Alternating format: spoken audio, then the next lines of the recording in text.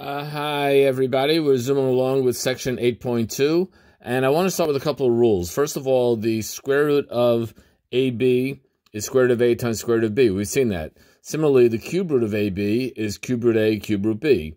Well, really, I could do this for any root, the 5th root, the 27th root, it doesn't matter. The nth root of AB is equal to the nth root of A times the nth root of B. We're going to use this in this section to do our evil things. And similarly, the cousin theorem is that the nth root of the quotient, a over b, is nth root of a divided by nth root of b. Now we're going to use this fact to solve some problems.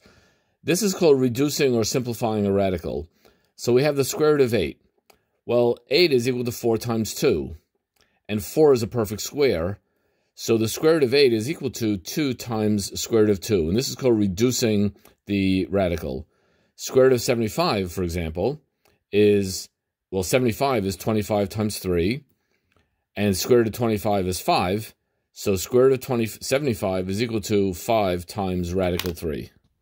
So what we're doing here is sort of extracting any perfect squares that are sort of hidden within the number. I'm going to give you a couple to work on, and then I'm going to and you can pause the video and work on these.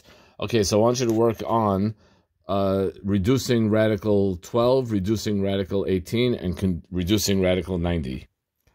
Okay, we'll finish pausing the video, and now we're going to go to the answers. So radical 12, well, 12 is 4 times 3. 4 is a perfect square. Notice, now why did I say 12 is 4? 12 is also 6 times 2. Why did I do 4 times 3? Because I want a perfect square. I want to find the biggest perfect square that I can, and that in this case is 4. So rad 12 becomes 2 rad 3. Rad 18 becomes 3 rad 2 in a similar fashion. And rad 90, well, what's the biggest perfect square? 9. 10 is not a perfect square. There's no perfect squares within 10. There's no perfect square factors inside 10. And that's why we're doing this. So this becomes 3 rad 10. Now I could extend this idea to cube roots. The only difference is instead of pulling out perfect squares, I'm pulling out perfect cubes. So the cube root of 54, well, 54 is 27 times 2, and 27 is a perfect cube. Cube root of 27 equals 3, so cube root 54 equals 3 times cube root 2, and that's what we call a reduced.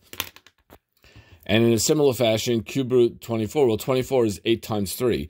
Now, 24 is also 4 times 6, but I don't care about 4 and 6 because they're not perfect cubes, but 8 is a perfect cube. And cube root 8 times cube root 3, well, cube root 8 is 2, so I get 2 cube root 3. So cube root of 24 is equal to 2 times the cube root of 3.